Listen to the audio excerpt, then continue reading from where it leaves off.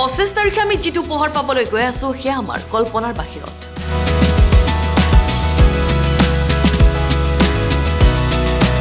25 তাৰিখে যিটো পাব গৈ আছে এইটো কল্পনাৰ বহিবত বস্তু এটা পাই আছে বৰষা পাৰাকৈও এটা উন্নত মানৰ ষ্টেডিয়ামটো দেখি গুৱাহাটীৰ লোকো হতবাক হৈছে আমাৰ গুৱাহাটীৰ পৰা যিসকল আহিছে বাহিৰৰ পৰা আহিছে তেওঁলোকে চাই কৈছে যে লখিমপুৰ ইমান পিছপৰা জেগা এটাত যে এনেকুৱা এখন ষ্টেডিয়াম হ'ব আমি ভবাই নাছিলোঁ বৰষা পাৰাতকৈতো যথেষ্ট উন্নত হৈছে বুলি কৈছে বিধায়ক মানৱ ডেকাৰ প্ৰচেষ্টাতেই লখিমপুৰৰ ৰাইজে লাভ কৰিব 174 কোটি টকীয়া এই অত্যাধুনিক ষ্টেডিয়াম আন্তঃৰাষ্ট্ৰীয় পৰ্যায়ত খেল অনুষ্ঠিত কৰিব পৰাকৈ নিৰ্মাণ কৰি উলিওৱা হৈছে এই ক্ৰিকেট গ্ৰাউণ্ড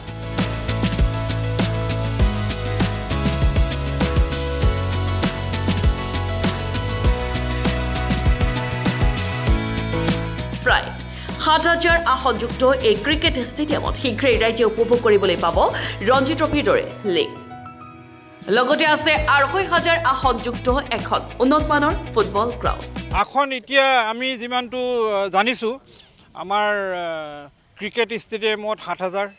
ফুটবল ষ্টেডিয়ামত ২৫০০ আৰু তাত এক্সটেণ্ড কৰি থকা হৈছে সিমানখিনি আমাৰ গেলেৰী এখন আছে ভিআইপিৰ কাৰণে বেলেগে প্ৰেভিলিয়নত সেইখিনি ব্যৱস্থা দিয়া আছে প্লেয়াৰৰ কাৰণে ব্যৱস্থা আছে আৰু প্ৰত্যেকটো ইভেণ্টছৰ কাৰণে অফিচিয়েলৰ কাৰণে ব্যৱস্থা আছে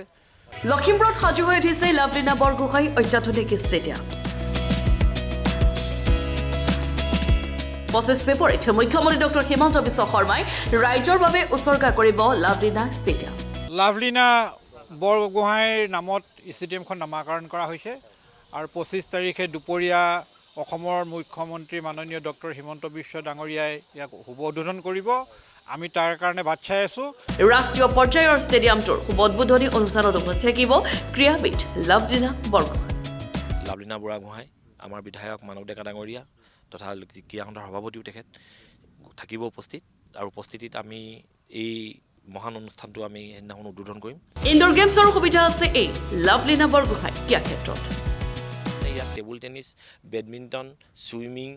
চাইক্লিং এথলেটিক্স ভলীবল বাস্কেটবলকে আদি কৰি কেৰাটে বক্সিং জিম ইনডোৰ গেমছৰ চব মোটামুটি থাকিব ইয়াত ফুটবল আৰু ক্ৰিকেট গ্ৰাউণ্ডৰ লগতে আছে ৰাষ্ট্ৰীয় পৰ্যায়ৰ এটা চিন্থেটিক ট্ৰেক আৰু বিশেষকৈ 400 মিটাৰ যিটো চিন্থেটিক ট্ৰেক এইটো কমপ্লিট হৈছে আৰু তাৰ আশে পাশে আমাৰ যিখিনি এথলেটিক্সৰ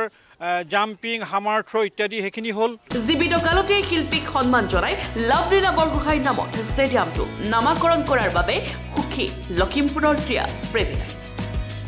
লগতে আমি বহুত সুখী অনুভৱ কৰিছোঁ আৰু লগতে অসম চৰকাৰক আমি বা আমাৰ স্থানীয় বিধায়ক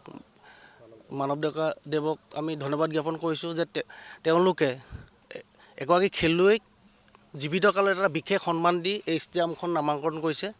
লাভলীনা বৰগোহাঁইৰ নামত আমি মানে সেই তেতিয়াতে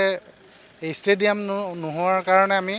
ধৰি লওক ৰাষ্ট্ৰীয় পৰ্যায়ৰ খেলবিলাক খেলাৰ কাৰণে বঞ্চিত হৈছিলোঁ এতিয়া আমি খুব উৎফুল্লিত আমাৰ লখিমপুৰত এনেকুৱা এটা সুবিধা